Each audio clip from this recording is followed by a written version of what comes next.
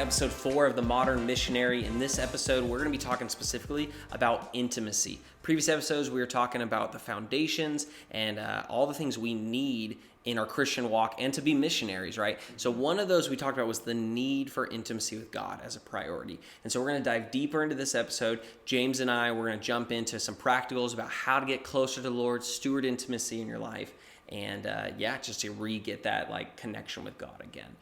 Yeah, so a modern missionary in just like in general, any missionary, any minister, everybody, like this is such a key aspect, and something so fundamental to our faith is like the fact that we get invited into a relationship with God.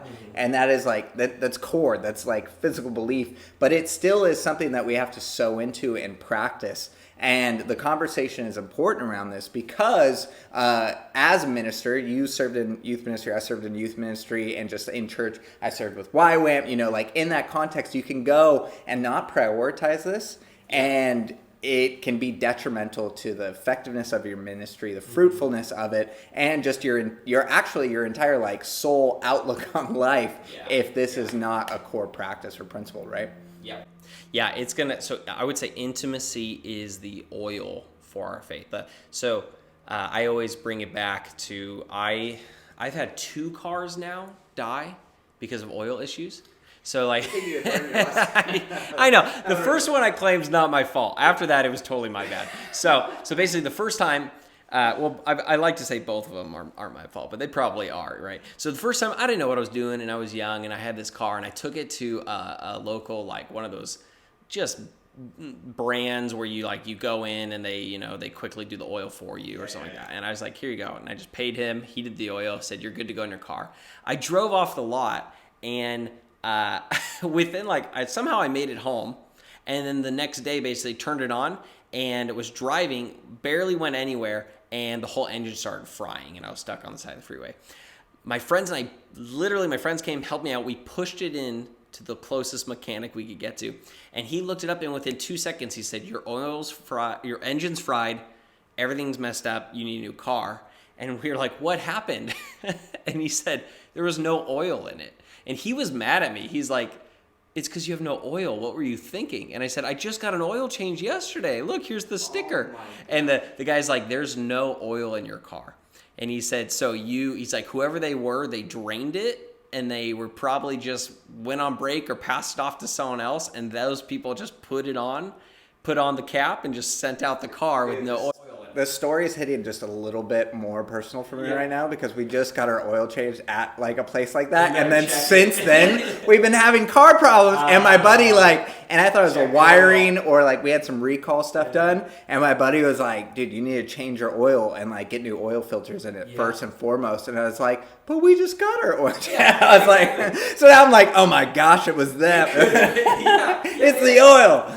Totally. Yeah, no, so seriously, I learned, check the oil. The second time my car engine died was the same thing, but I went away on I had this one was my fault because I knew there was an oil leak.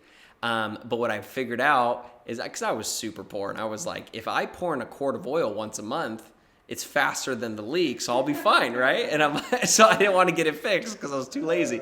And then I went away on a mission trip for a few weeks. I came back home not thinking about that as the car sat there for 2 or 3 weeks. It was dripping oil. Start up the car to drive home, and it dies on the way home from my mission trip, right?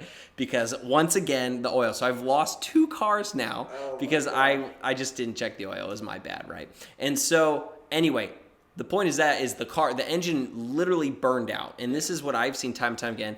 In third world nations with missionaries, they're burned out and they're dried up. But also Christians here doing ministry at home, they're burned out. And what I would say is when the engine of your faith and your heart and your life is burned out, it's the issue. The issue is not a ministry problem. It's an oil issue. No. It's and the intimacy is the oil. It's like that is the issue. And so we need to look back, okay, how do we protect it, clean out those filters like you said, and how do we get fresh oil in our hearts to keep our faith going? And that's what every missionary needs this, whether you're a Christian missionary here home or going to work and that's your mission field or whatever, you got to do what you can to get the oil back. Yeah, so it's interesting because in the workforce, like I imagine like a software engineer, like you don't have to care so much about the why of what you do. Like you can get burnt out at your job, absolutely. Yeah. But ultimately, like sometimes you're just working a job because that's where you get a paycheck, that's where you get your money. So it's like, I don't like this, but I have to do it. That's the interesting dynamic when you're a minister, is that like, yes, it's a job, that's a paycheck, but that aspect of oil is so critical because your job is tied into your relationship with the Lord. And like, so you can continue to work, but it takes a drain on your relationship with the Lord. It's dependent on that. Whereas like, I mean, I would hope that software engineers, you can still include God into your life, and it'll feed life into whatever you do. But that aspect of a minister or somebody who's living an intentional life, like it is that oil for sure that you need to have to kind of like be living in connection with them. And if it's not there, it gets dangerous. It gets issue. Unless you drive a Toyota, because like my wife and I had a Toyota hybrid and that thing was empty on oil for like a minute. Like we drove a lot and that thing never died. We took it in, the guy's like, dude, your oil's been out. I'm like, that light's been on for like a month. So there is that. So yeah, and even like the Christian who's home, like the software engineer guy, right? So he might not get burned out on his mission of software, but he is a missionary going into his job every day, trying to share the light of God, right? Yeah. And if the only time he ever gets oil is once a week for 30 minutes at church, and then maybe he skips a couple weeks, maybe he skips a month, and his relationship with the Lord is going to feel so dead, and he's going to go into work like, Lord, why am I here? Or feel so distant from God.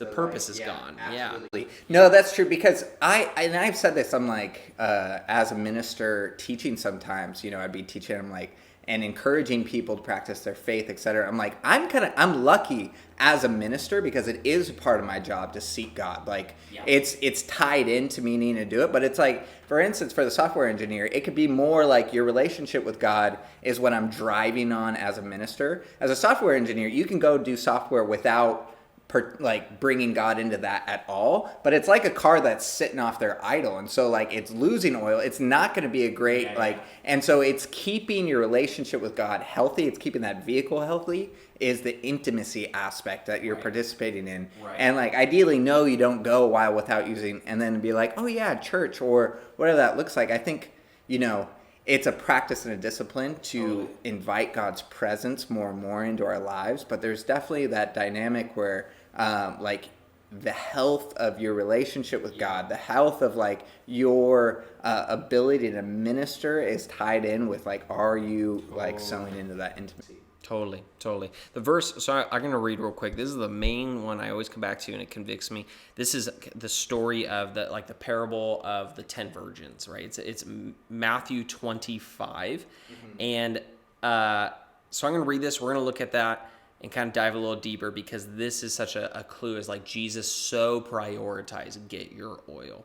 So basically in this story, there's a wedding ceremony, wedding feast kind of thing going on. And back in like Jewish culture in the time, basically what they would do is after the wedding, kind of how we go to our reception, they would go to this long like 7-day feast, right? It was awesome. And so what they would do though is kind of the bridesmaids, so to speak. They were back then they were called the virgins, like they were the 10 virgins were the 10 bridesmaids. Think of that. So your bridesmaids go to prepare the reception place for you. That's basically what it was.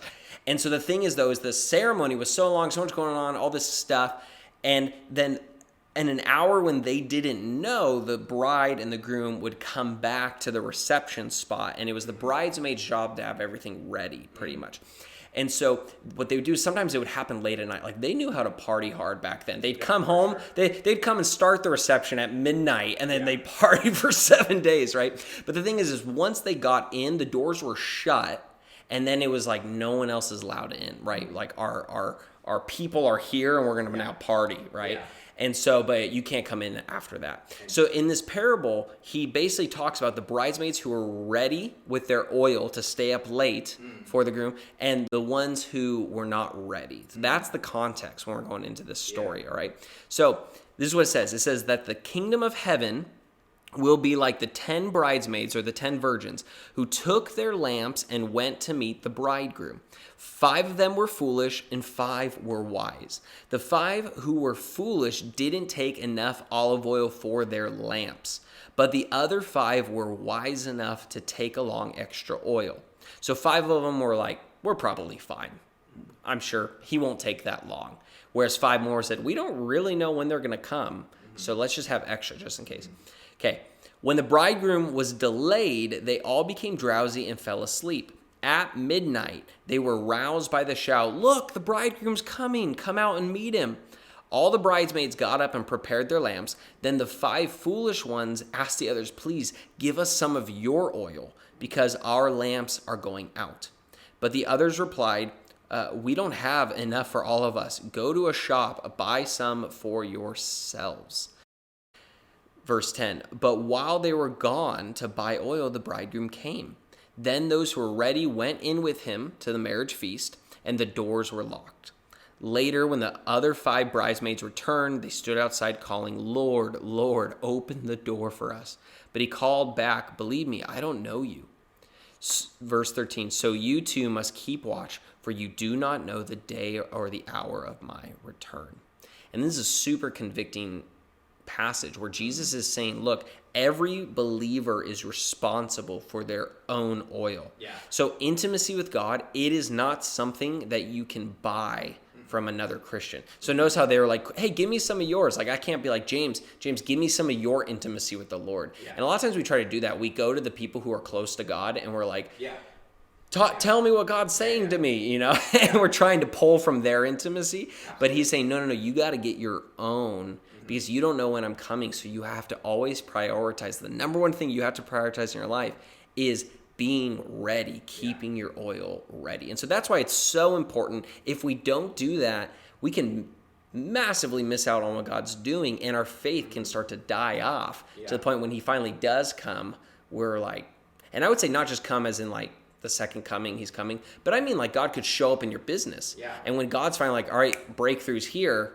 then we're like, oh dang, I haven't been preparing. I've been so out of it. Like, what if you do get that promotion and you're so messed up in your relationship with the Lord, you finally step into that promotion and you totally collapse because you don't have the internal character to hold it because you haven't been stewarding it and getting ready. So it's not just like second coming when he comes. It's like anytime when he shows up and comes in your life, are you ready for him the minute he comes? That's the thing about intimacy with God is like it actually gives life to every other aspect of our relationship with God. Like, it is so critical and so important. And like, we'll talk about these another one. We'll talk about prayer. We will talk about reading the Bible. We'll talk about these other disciplines. Intimacy with God just fuels each of those to make them so much more effective, because like those things done alone is just like, it is religion, but what we have with intimacy with God is like, we have the word. And so with intimacy with God, it's him speaking to us. It's speaking like it's a personal God. It's not just a book, it's a personal relationship. And it's not just a God far off, but he's close by. Yeah. And like in prayer as well, like just the sweetness of like growing close to God. It's the difference in relationship. Like we talk about intimacy meaning like a closeness with like a friend, or like we were talking about like in relationship to our spouses, that type of intimacy. So it's doing something with like your spouse, your best friend, somebody that's close to you. Like if you were to go run a mile with somebody like that, it just changes that dynamic. Versus if you're just like some random stranger, you're just running a mile. It's that closeness that you get to experience, and that closeness, whatever you're doing, if you have that closeness, it's going to be a part of all those things. And so like sowing into like the personal relationship that we get from God and like that intimacy. And God is, so I grew up with my mom working at the church, and she was like the children's director over all of children's ministries. So, I always grew up with this kind of understanding, like everybody saw my mom as like Miss Debbie, like as, like a mom. And then there was me, and I felt like far away from my mom because I'm like, everybody looks to you and is close to you and you see all the kids, but I didn't like feel seen by her. She had time for me. But I say that because God, despite all of his children around the world, he in his like infinite capacity, he has personal time for you, to be with you, to know you, to spend time with you. And I think we can kind of get caught in like how I was as a kid, is like, it's just everybody. But like, no, God wants intimate time and space with you as his child, and he has it available. It's there. He has no limitations. Are we going to prioritize it and make space for it? That's good. That's good, man. And so I think, okay, so like my car, we pulled it in and there were symptoms, right? And the issue was there was no oil. So here are some symptoms, right? So because you might be listening to this and you might be thinking, I'm fine. And I would say a large portion of the body of Christ doesn't even realize they're running on empty or old, dirty oil, you know? And so I would say there's a large body of Christ who are like, yeah, I'm fine with God, I'm good. But they have symptoms that point to messed up oil, and they don't even know it, right? So like I went to the mechanic and I said, why is my car making a metallic-y crazy noise and it won't turn on? And he said, well, it's a symptom of no oil. So here's some of those noises that you can look at. If you are struggling with bitterness, compassion fatigue, where you're like, I just don't like people anymore. I just don't want to be around people. If you feel angry at the church or Christians, I hear so many Christians always just complain about Christians, and it's so sad, because that's a bride of Christ. And God showed me this picture once. I was complaining about Christians in the church, and God showed me this picture of me picking up mud and throwing it at a woman in her wedding dress and throwing it on the dress. And Jesus was like, that's my bride you're talking about.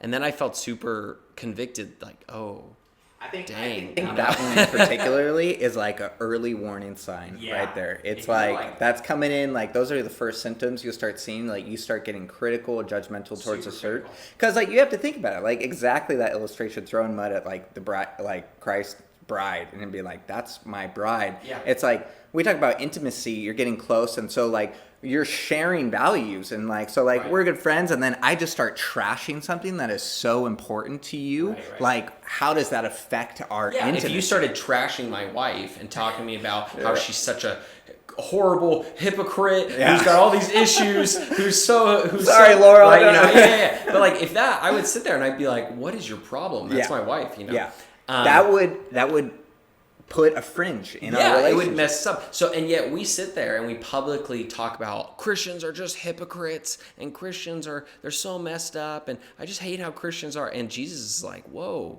that's my bride. What are you doing? Or my son and daughter, right? And there's this funny TikTok video going around right now. Okay, well, I have a child, and it's actually a terrible video, but it came up on my feed.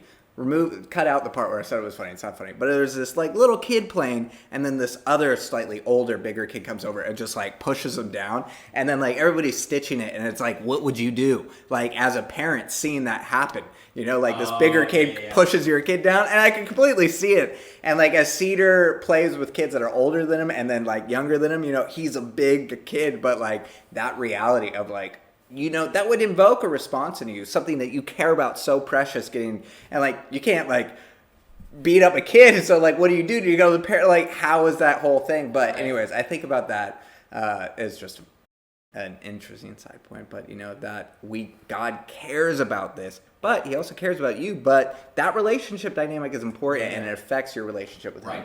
Right. Totally. So back to the symptoms, if that's a big symptom where you just can't stand Christians or people, compassion fatigue, you don't love people. Another one is if you avoid God, if I really should spend time with the Lord, but I'm kind of avoiding it because I think he's mad at me or disappointed in me, or I failed, or he secretly has a grudge against me. Like Adam and Eve hiding in the garden, the first sign of like sin and separation from God was Adam and Eve. They wanted to hide. And then God said, where are you? What's going on?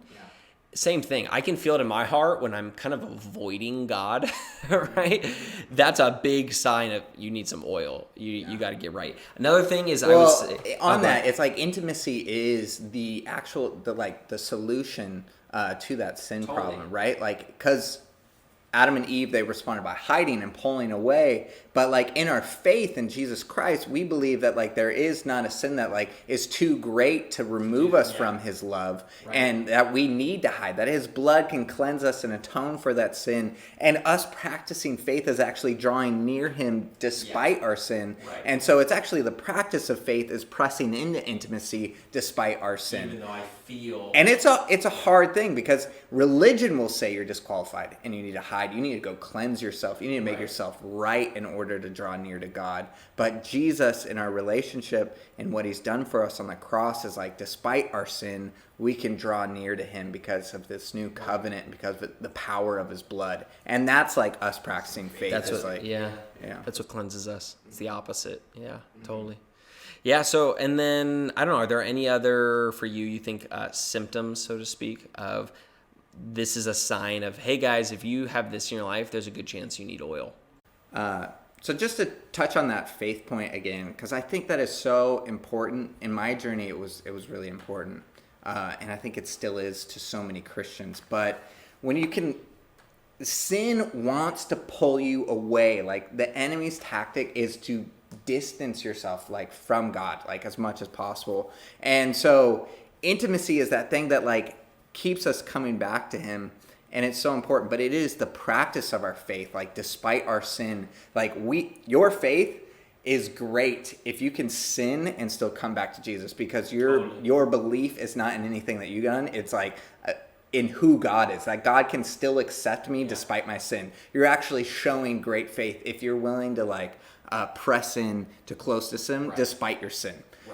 Because that's showing that you believe in a God who is incredibly merciful and kind towards you, and like the power of his blood is enough. Like, you are showing great faith by drawing into closeness with God despite being a sinner. Because if you were a sinner and God was like, just justice, like, yeah, you should run, you should hide, you should get away, because like his wrath is upon you. But because of Jesus and his blood, you can actually draw in closer and closer to God despite your sin, and he will bring you in. You're just exercising your faith that it is, so I think that's just a key component of our, like, what we believe in the gospel and what we believe in the power of what Jesus did on the cross. And it's just tied into intimacy. Intimacy is practicing faith, because we're going to sin. You're going to sin as a missionary. You're going to mess up. You're going to fall. If you deny that you're a sinner, you're a liar. You will sin. And so, so even in pressing in intimacy, when you're like, all things are good, Jesus is like, well, they're not. Like, you still need my blood, right? But like, even in great sin, like, practice faith by pressing into intimacy with him. Other things that I think for those, like, signs, I would say kind of like on the opposite end of you're like, I need to go earn God's favor before I can press into intimacy. Like, you're actually putting kind of like a reason why you can't draw near to God. You're like, no, I need to get things right. Or like, I need to go, do something before I can actually draw into God. I think that's a sign that you're actually pressing into religion and away from relationship. Yeah, and I would say anytime, let a little red flag go up anytime when you press into something else instead of intimacy. So even with me, there's times when I'm really hurting and a long day and all this stuff. And I'm like, I need to go spend time with the Lord. I need to talk to him. My heart's in pain. But instead, I just turn on Disney Plus or Netflix or entertainment or hours of Instagram or TikTok or something, and I'm numbing myself with that rather than talking to God. That's a big sign of, hey, there's a leak in your oil and it's leaking out because I'm avoiding God and I'm running to other things first. So I would say that's, if you find yourself running to other things first, that right there is, hey, you're not filling up your oil lamp, Let's go back to that. I think, like, intimacy is an interesting thing to measure, because I'm going to look at it in the context of like two dynamic relationships. One in the relationship with the best friend that I have, and one in the relationship with my wife. Really close with my best friend, really close with my wife. And I can mess up, or like there's certain things that like I'm scared of sharing with them, and I sin, I mess up against my wife, and it's still hard to come before her and confess, but as I practice those things, as I do, like, actually experience a deeper connection with. So, in marriage, I just you can kind of go with like a status quo, but like intimacy is almost always calling out a little bit more, a little bit more trust, a little bit more closeness. And it is something that like, you don't just fill the tank, oh, I'm good. But it's kind of, in that sense, the analogy almost falls apart, because like you need to continue to sow into it, and like it's not built upon intimacy of the past. It's something that you're continue to pressing into, and that's why like it's something to be constantly taken care of.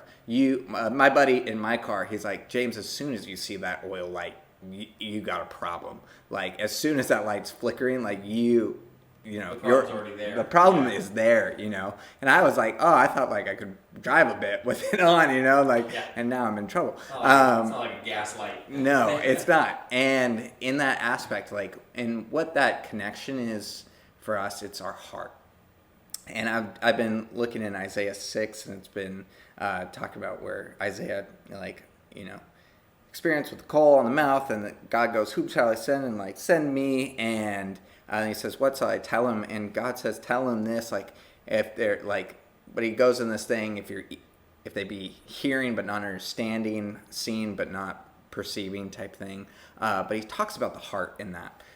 And like, he's just the hardness of our heart. And we see that kind of in the Bible. He hardened Pharaoh's heart. But I see that in culture today, where we can really, our trauma can happen to us, disappointments can happen, things can happen in our lives that we don't understand or that are difficult, and it affects our heart. And sometimes a natural response to that is to kind of callous ourselves off or guard ourselves off or block ourselves off. And we can start hardening our heart towards others and towards God. And we need to protect our heart and keep that heart soft. And I think one of the ways that we do that in relationships with others and with God is by like continuing to press into intimacy. Otherwise, we can kind of be calloused and closed off.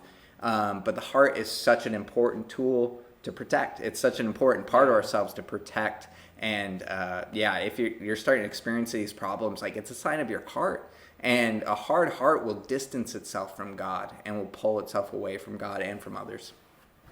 Yeah, that's so good. And so as we're talking about that, I would say let's jump in and talk about some practicals, because we don't want that hard heart. I think we made a good case for you got to go after this intimacy thing. You got to guard your heart. You got to go after this. So let's talk about some practical ways to actually fill that tank back up, draw a little deeper, get back. My wife and I were like, we need to go on a date. We got to do something to kind of jumpstart us back into kind of that connection time, So let's go through that. Let's see. And I would say there's a bunch of, we kind of wrote down a bunch here, but we kind of started to realize that it's almost like this, it's very similar, if not the same, as almost the 5 love languages, right? Where when with my spouse, I have to learn her love language, I have to speak mine, and I have to love her in different ways, And we kind of realized, man, this is so the same as keys to stewarding intimacy and love with the Lord. So we're almost going through different versions of love languages with God to kind of turn up love in our hearts and connection, intimacy with Him. But you want to talk about the first one we have there? Yeah. I would summarize it too in this is that love languages with a spouse or how you feel loved, like those are just things that allow somebody to more intimately know you and show something that you appreciate, to press into I know Taylor loves this, so I'm going to do this for him. And so there's creating connection, and in a relationship that goes back and forth. So I love my wife through her love languages, she loves me through my love languages type thing. And in God, so with our relationship with God, there's these different aspects that are, all of them are important to God, that we can show love to Him, and where we can get to know Him more, and we can experience more closeness in that relationship dynamic. And so that first one is that we have written down for that affirmation. Communication is so key. But I was talking with a friend recently, but just the ability to talk to God and let your stuff out before God. God like I said before, He has the capacity to just receive anything that you have to say, And so if you're getting held up, I don't know how to pray, or just start talking, start sharing, start opening up. We sometimes can be like little kids, and mom, dad's how's your day? I'm fine, But it's what is the desire of the mom or dad? They want to know what happened in their kid's day. They're they would love to hear the details. They want to know the ups and downs. My wife does that too. She's what'd you guys talk about when I hang out with a friend? I'm I don't know, stuff, but she just wants to know because she cares about me. She wants to know my day. God wants to know you. And even though like he knows everything, he saw everything, but like actually sharing is that is intimacy, that is going on, communicating. And you gotta like so into that. You gotta practice that of like communicating with God for sure. Yeah. God knows in the sense of he can read our minds. He knows. He probably understands our day better than we understand our day. But does he know what it's like to hear about your day through your own mouth? Mm-hmm. That's the thing where he's not putting himself in your mouth and making you say about his day to him. So he knows your day deeper than you do, but he says, but I want to hear how you think your day went. I want to hear from you. Relationships are infinitely complex. Right. And like God, God does know the facts of the thing, but knowing. So I talk about in Spanish, 2 words for know. Saber means to like know the facts, but to know, conocer means to know through experience. And like God wants to experience, he wants to not just know. I know everything that happened in your day, so you don't have to tell me. I know what you're going to say, you don't have to tell me. But it's that know through experience, and you're creating that experience, you're creating that connection, and that's infinitely complex and can't be summarized up to. But it's got to be done, and it's only done through like relationship with Him. Right. And then there's what that sows into is communication, affirmation, is the important aspect of knowing God's voice in a quiet place and being able to like pick out, I know his voice. I love the videos. I've seen a few of them where it's a kid blindfolded and they have like these different women and one of them's his mom. And, each mom says like, hi, honey. And he's like, nope, that's not my mom. Like, nope, that's my mom. And he just like, he knows. And like, that's definitely my mom, even when he gets close. And cause there's like, kid knows his mom through experience, through time, through intimacy. And so knowing voice, we spend time with God. That's where we're going to develop the ability to know his voice. That's what it says in John 10:27. My sheep listen to my voice. I know them and they follow me. And there's another verse that I didn't put up in here, but he talks about and they know my voice. And it's so important that we spend time intimate with him so that we can really know his voice. Yeah, I would say so. If you feel, I would so say this is the first place to start. If you feel distant from the Lord, communication. Open up the line of communication, where you are just talking to him about everything. I think, was it Psalms 142? David says that with my voice, I cry out to the Lord. With my voice, I plead for mercy to the Lord. I pour out my complaints before him, and I tell my troubles before him. This idea of you just got to vent your heart to the Lord. So often we vent our heart to people, and the Bible says that can even be foolish, where it says a foolish man vents his spirit out sown, right? But we vent to the Lord, right? Because he can handle it. Sometimes it's okay to process with people for sure. But I think that should be happening after we've already tried to process with the Lord. Mm-hmm. First vent to God and then go process with people in your life too. But we run around all day venting to everyone who some don't even want to hear, and we're just venting. And then we talk to the Lord and we talk totally different. Our tone of our voice changes, everything shifts, right? And it's no, that should be our starting point. Talk to him first about what's going on, Yeah. And so I would say venting. I actually had this time when I wanted to be respectful to the Lord, so I didn't say anything real raw to him. And there was this time when I was really struggling, and I just kind of snapped of God, I'm done. And I said, and it was a time in my life when I didn't even know if God was real anymore. I was just kind of Lord, if you're real, you got to show me. And so the first time in my life, I said all the things you're not supposed to say. I'm praying cuss words and I'm saying all this stuff. And I'm finally just you know what, God, blah, blah, blah, blah, just all this stuff, right? Because I was I didn't even know if he was really real anymore. Yeah. I did this for 2 or 3 days. I just was venting probably a decade's worth of pain on my heart to God. Finally, this woman who she's I would call her a prophet. It's insane how much she hears from God and all this stuff. She looks at me and she says, God's been talking to me a lot about you for 3 days now. And for 3 days, I've been venting to the Lord. And I'm thinking, oh, crud, I'm about to get rebuked. I'm about to get, how dare you talk to God like that? I'm about to. And all she says, God's been talking to me a lot about you for 3 days. And all he wants is, and what he told me was, it's because for the first time in your life, you're finally starting to talk to him. And my whole life I had prayed, dear God, thank you for this day. And I said a little formula, and then I said amen, right? And yet finally, when I vented my heart to him, the Lord said, now you're finally starting to talk to me, And it just shifted my whole paradigm of like, God wants to hear every detail on your heart.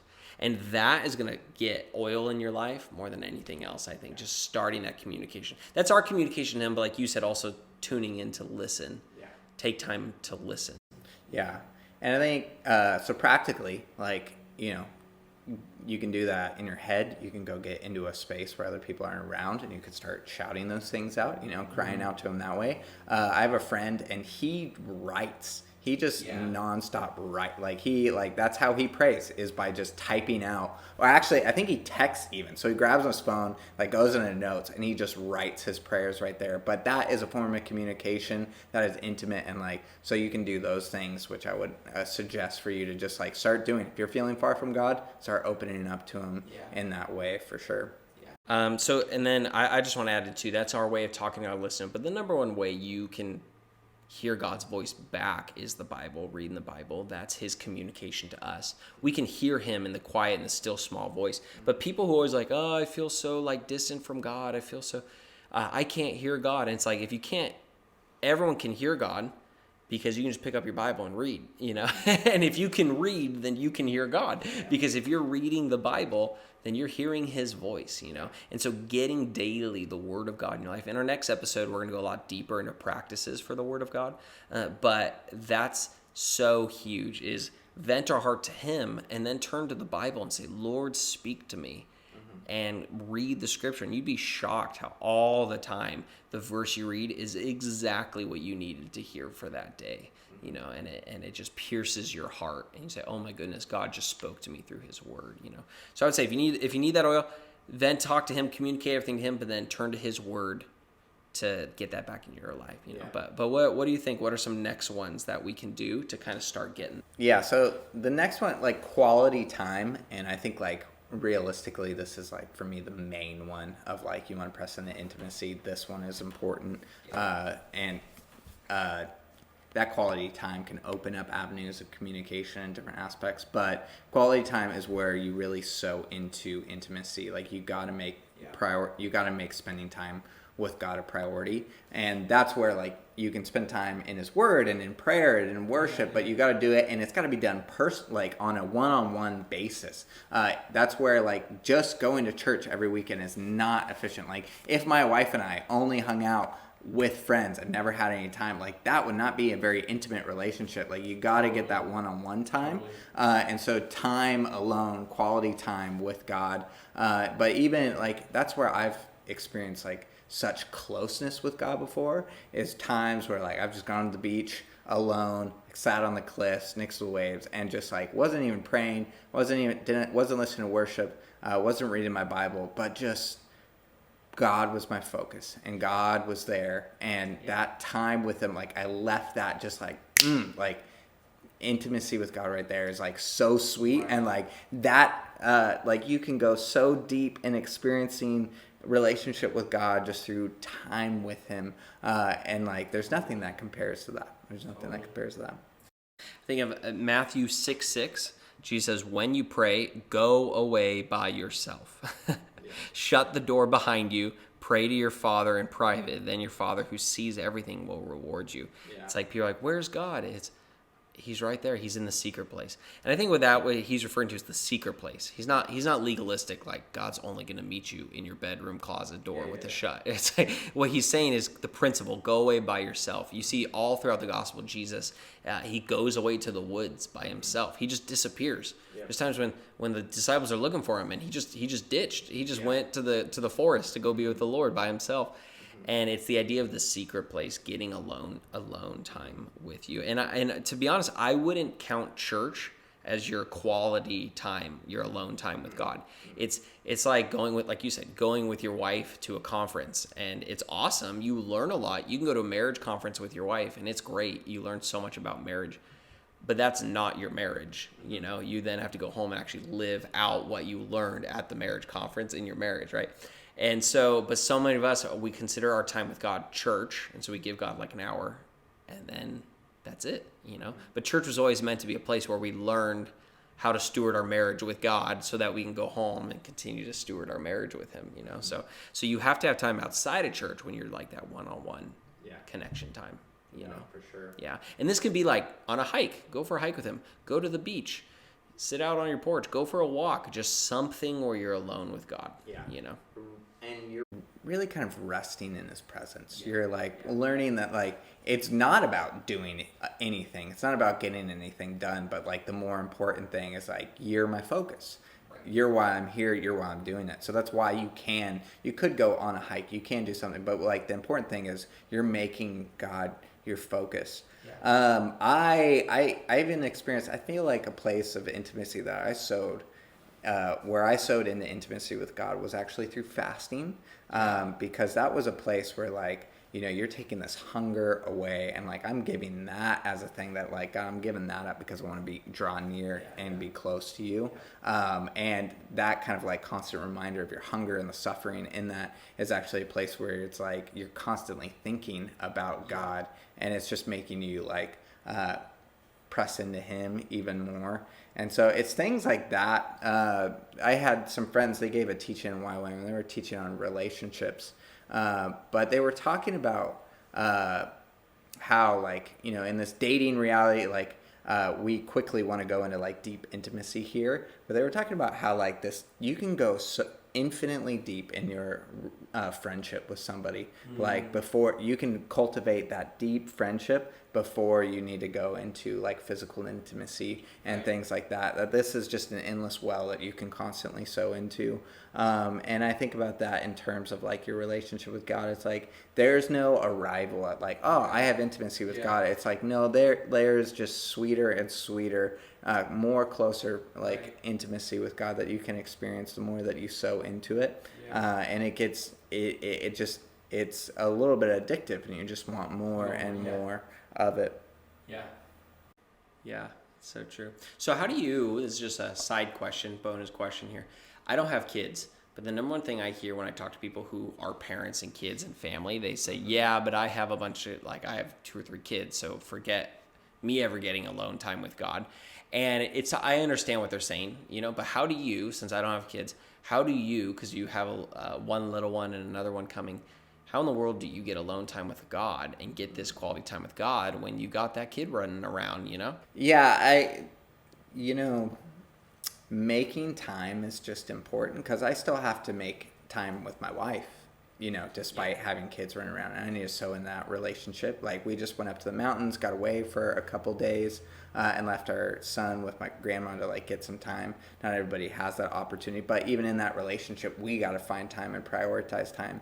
And I think the struggle that my wife and I face even is distractions and our desire to like, go into something indulgent as opposed to like pressing into our relationship together. Because our kids do sleep and they do go to bed, but what do we do when they go to bed? We turn on the TV, we go do something, we scroll on our phones, and we don't actually sow into our relationship. When we moved into the house we're in, for the first couple of months, we didn't have a TV, and it was like we would just sit and talk and hang out, and like we removed distractions from our life that allowed us to just prioritize time with each other. And so I would say, like, people who say that as an excuse is like, no, you're just, but a response sometimes, which is another kind of red flag that you're like your oil's low, is that you're just getting indulgent, where it's like self pleasure, just like scrolling or trying to like escape is actually a sign that you're actually not. I think your spirit's screaming out and trying to find oil elsewhere. Yeah. It's like, I'm dry. So then it's like looking and grasping anything to get oil. It's like trying to indulge in something. That's exactly right. And so, in our faith and our walk, we just need to continue to make time for God and like set that out. And if that's doing the hard thing and waking up earlier, or if that's just saying no to your phone or no to your devices, or there is time. And So I haven't necessarily, I'm going to have a second kid, and I think my world's going to change even more than having one, because we have a newborn coming, so I know that like sleep is going to be low and all of this stuff. But I think like if you're honest, there's other things that are distracting you, and you're just prioritizing them over the other, and you need to like change your priorities and just keep them up there as the most important thing. Yeah, I always feel like I don't have any time, and then I remember I got an alert, and I looked on the iPhone. They have the app that says screen time. Yeah. You can see, and you're like, ooh. Oh, yeah. This last week I spent how many hours on YouTube and Instagram and text and video and all that? I'm like, ooh, there was. Yeah. At the beginning of COVID, I started playing a lot of video games, and on my Xbox, it was like, you put this many hours into like Call of Duty, and I was like, oh my gosh, like I'm like. That's a degree right there. That is. I gotta learn a language. I gotta, the time in there was insane. But like, you make priorities for certain things, and it's just making sure assess your priorities. Where are you putting your time? Find some time. And in a worst case scenario, here's the absolute miracle of God: is this reality that you can invite Him into anything you're doing. Yeah. And like. Even with my wife, when we're busy with my kids, I can look at her and be like, "Hey, I love you. We know what's going on right now. We want to focus priority on our kids, but I can still connect with her even in the busyness of our lives. And God is available at any moment of our life. We can do that. So I would say you don't have an excuse as a parent, but you can make some excuses. But you got to take the responsibility and just make it a priority. I would say. Yeah. Even if it's 15 minutes in the car. Yeah. Or driving, and it's your commute time or something. So I love what you said. Just in the midst of the busyness, turning your focus to Him. Yeah.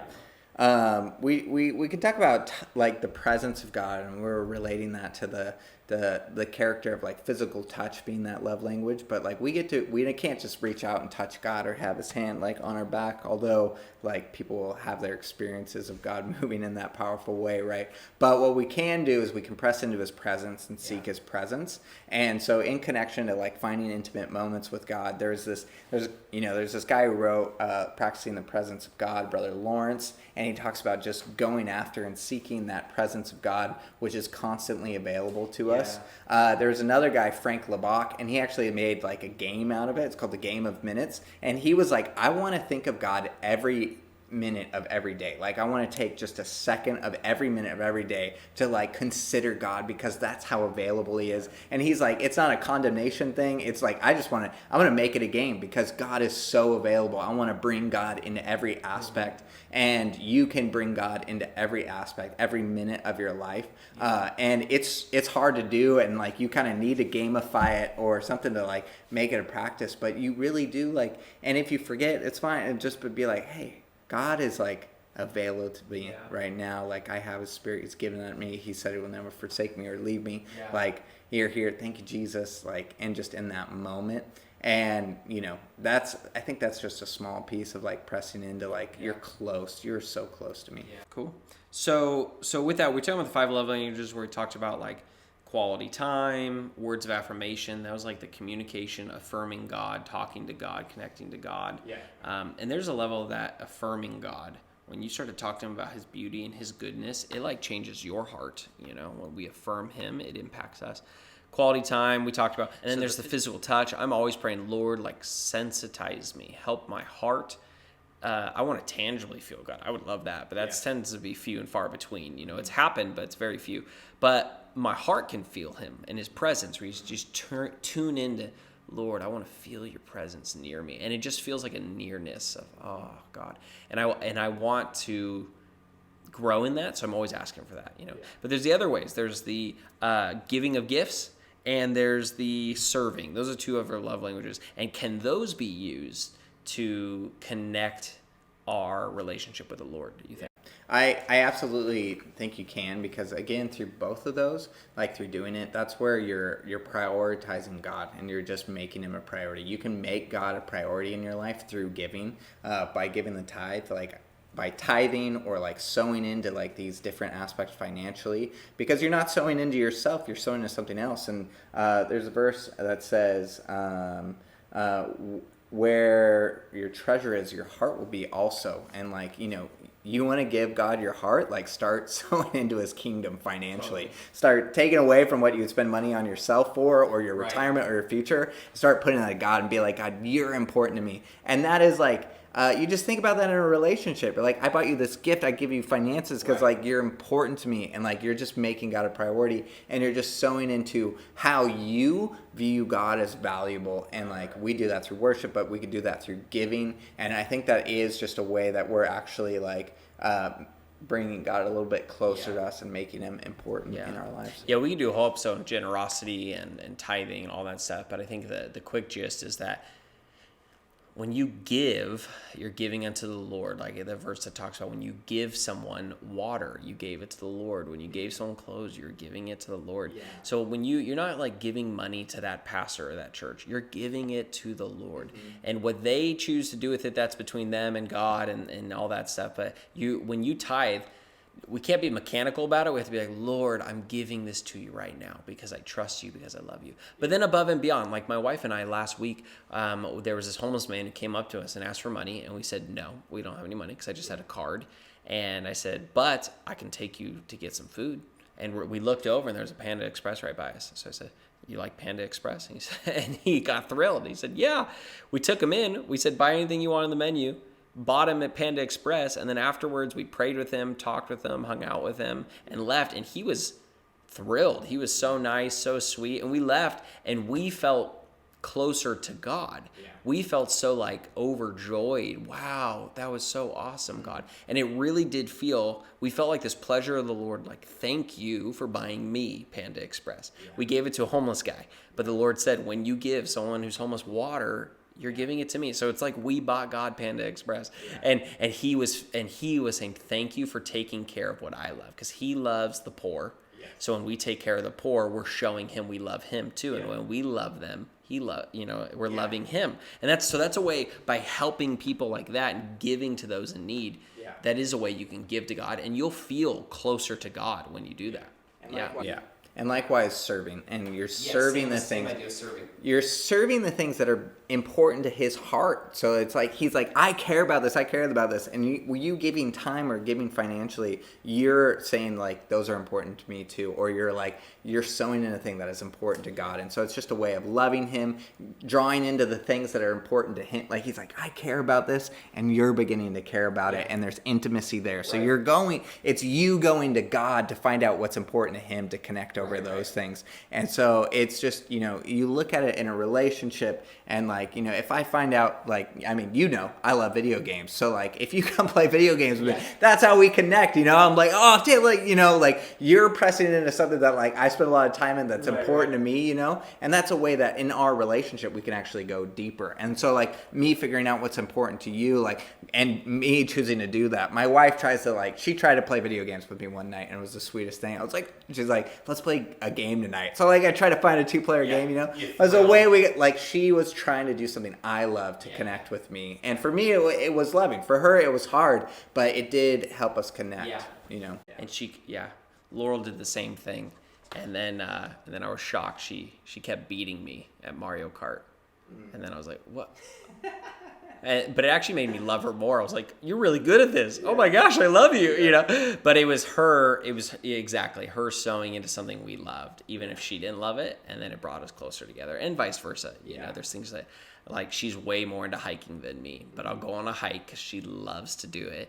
And then at the end of the day, we feel so much closer together because we spent time doing it. So same idea. Yeah, if you might not love doing food ministry to the poor, you might not love helping someone move, you might not love, but you notice when you do it for the Lord, at the end you feel so much closer and connected to him. Absolutely. So to kind of wrap this up, I would say, like, intimacy with God, more than oil, is actually like the living water. And as you begin to just water your life with intimacy with God, it is going to bear fruit, and so much more. And it's like you could just focus on intimacy with God, and like he will be revealing like the different aspects that'll feed you and nurture you. But just closeness with God is where you're going to find life-giving principles for yourself. And it's important. And it's more important. I don't think we stress this enough in this. It's more important than anything that you can do for God. It's more important to be close to him. So like, I think in our world, we, especially this generation, we want to be world changers. We want to be important. We want to be known. We want to do big things. But like the most important thing you can do is be close with God and intimate with God. Yeah. And then, so like but it's just, we live in such a temptation and a struggle to want to be, to want to do the big thing, but we'll oftentimes burn ourselves out, burn out our relationship with God trying to achieve that thing. But fruitfulness is really going to come from intimacy with God. What's up, guys? Thanks for watching. Be sure to subscribe to see future episodes of The Modern Missionary with us. And hey, read the descriptions down below and you can learn more about what James is doing with YWAM Endless Summer. You could apply for staff or even join a DTS school coming up soon. And check out my links for Fireplace Ministry as well. And put any questions you have about the episode, the content, the topic in the comments, and we will be sure to get back to you. Thanks for watching, and we will see you next time.